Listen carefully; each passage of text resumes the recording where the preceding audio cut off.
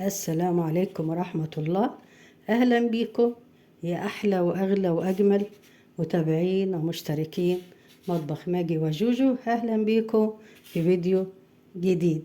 شايفين ما شاء الله المعمول الجميل ده؟ عملته بطريقة سهلة هتعجبكم إن شاء الله. ما شاء الله 4 كوبايات دقيق مطلعين كمية كبيرة جدا ما شاء الله، اللهم بارك. شايفين ما شاء الله شكل المعمول عامل ازاي؟ شايفين الرسمة لا اتمسحت ولا شقة ولا اي حاجة خالص. طريقة سهلة ومقادير مظبوطة 100.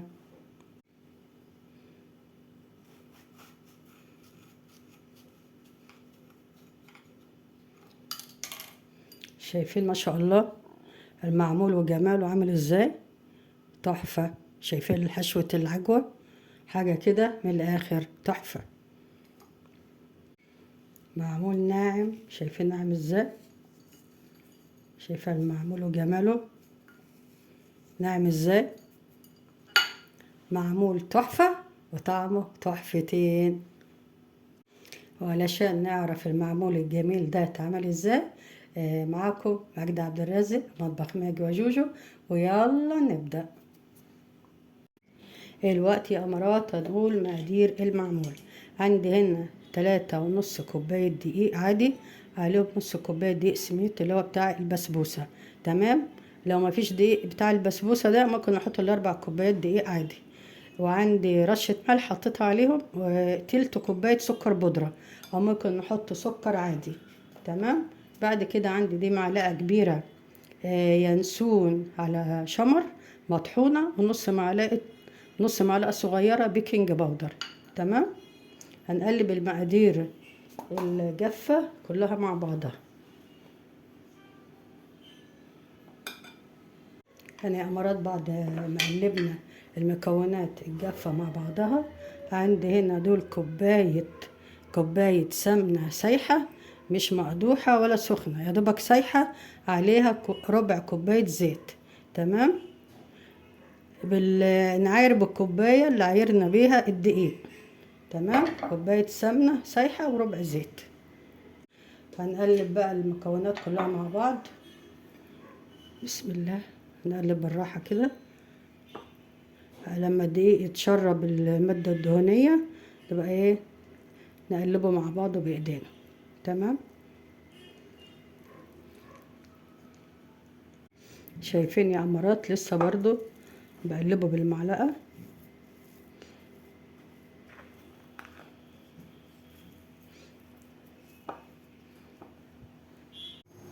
بعد كده يا أمارات هنعمل بايدينا بقى.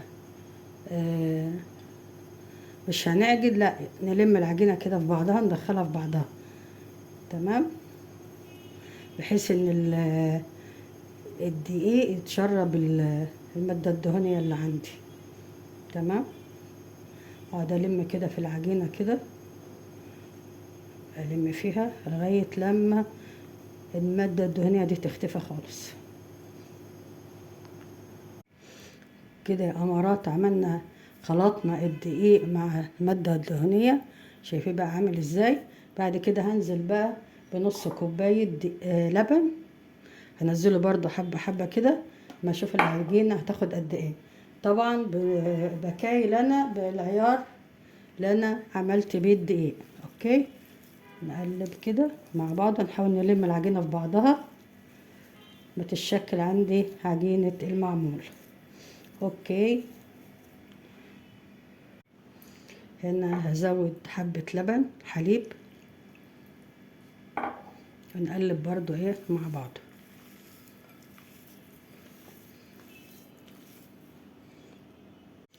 دلوقتي يا أمارات انا هختبر العجينة، هشوف هل هي كويسة ولا فيها تشققات. هكمل بقية حبة اللبن، لسه في عندي شوية صغيرين. هنشوف كده. فيها تشقق بسيط، فيها تشقق بسيط هنا اهو. هنحط بقية حبة اللبن اللي باقيين. تمام. يبقى كده اخدت نص كوباية لبن حليب. عندي العجينة هنا يا أمارات بقت حلوة اهي، شايفين ما فيهاش تشققات ولا حاجة. كده العجينة تمام التمام. هغطيها على بال ما نعمل العجوة الحشو. عندي امارات العجوة اهي.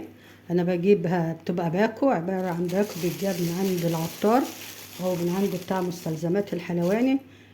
هي بتبقى طبعا بتبقى جاية جامدة من عند العطار. فانا بحطها في طاسة وعليها معلقة سمنة، ويا دوبك تسخن كده واروح طافية عليها النار واقعد اقلبها في بعض تبقى عندي طرية كده. انا حطيت عليها ربع معلقة قرفة، ربع معلقة صغيرة قرفة لله حابب يعني، مش حابين قرفة مش مشكلة، تحبوا اي حاجات تحطوها عليها حطوها عليها، بس القرفة بتديها ريحة حلوة وطعم حلو. تمام. الوقت انا باخد قطعة صغيرة اعملها كورة كده، كورة صغيرة عشان احشي بها المعمول، تبقى جاهزة عندي وانا بحشي المعمول. تمام. كورة صغيرة كده، اخد واحدة كمان،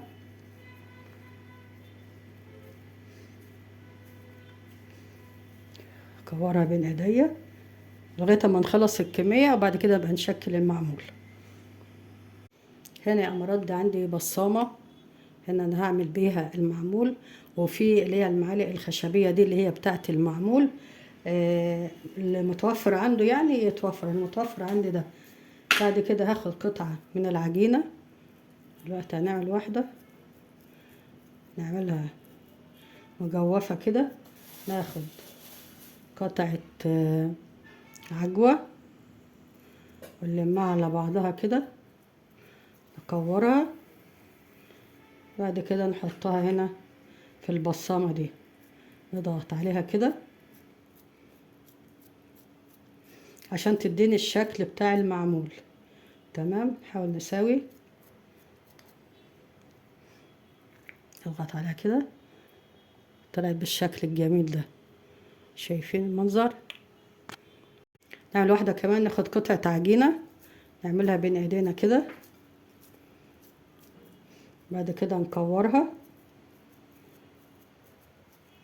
وهنحط فيها قطعة عجوة، نقفل كده. طبعا انا مسخنة الفرن على حرارة 200 عشان لما اخلص هدخل الصاج ده فيه. تمام. هنحطها هنا عشان تاخد الشكل بتاع البصامة وشكل المعمول.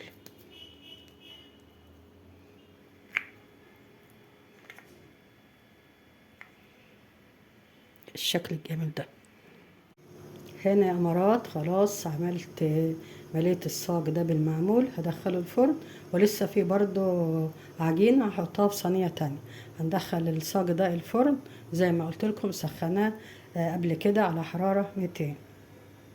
ودي يا امارات الصينية التانية، 4 كوبايات دقيق عملوا لي الصينية الكبيرة والصينية دي. اوكي. وده شكل المعمول يا امارات لما طلع من الفرن. شايفين ما شاء الله شكله تحفة وريحته روعة. شايفين ما شاء الله. طبعا انا بحط المعمول في الصينية مش مدهونة اي حاجة خالص. تمام. وطالع ما شاء الله 100 100. جربوا المعمول بالطريقة دي هيعجبكم ان شاء الله. وصفة النهاردة خلصت، لكن وصفاتي لسه ما خلصتش. اشوفكم في وصفات تانية ان شاء الله. كنت معكم ماجدة عبد الرازق، مطبخ ماجي وجوجو. أسيبكم في رعاية الله وأمنه. مع السلامة.